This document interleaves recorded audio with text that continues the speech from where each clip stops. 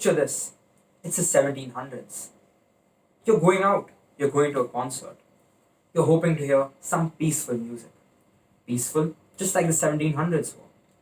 When instead you're greeted by a man who claims to have invented some new style of music, something called heavy metal, which involves a lot of screaming. Now, obviously, you're quite disappointed.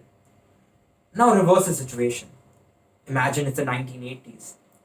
You're an angry, rebellious teenager who switches on the radio hoping to hear some blood thumping heavy metal. When instead you realize that Beethoven's Symphony Number 5 is playing. Now, obviously, you too are quite disappointed. Again. But why is it that these situations exist? The truth is that, like everything else, music too as an art form has evolved over time. We went from bullock carts to motor cars to fulfill the need of traveling faster.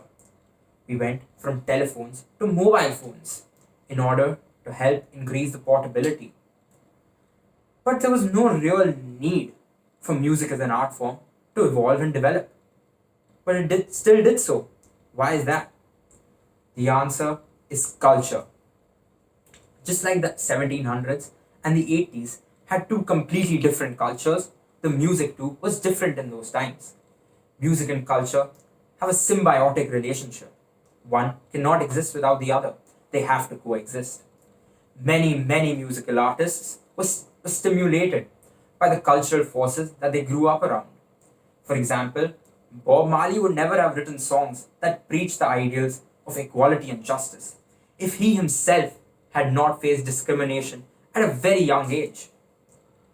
Now, just like the invention of electricity, there were certain moments in musical history that gave birth to new sounds and new rhythms that would change how we perceive music.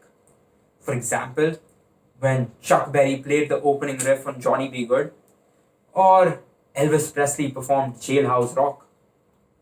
They didn't know it at that time, but they were influencing four young men from Liverpool. And they influenced their style of music. And they, of course, would grow up to be the Beatles. And when they would perform on the Ed Sullivan Show, they would become the biggest cultural phenomenon the world had ever seen, thus changing the course of musical history forever. And just like that, music draws inspiration from the culture and eventually becomes culture itself when it gives back to culture. Now, personally, I love music and musical history especially. I love learning about old school jazz musicians or rock bands because music can bridge different cultures and it gives people a platform, something to relate on.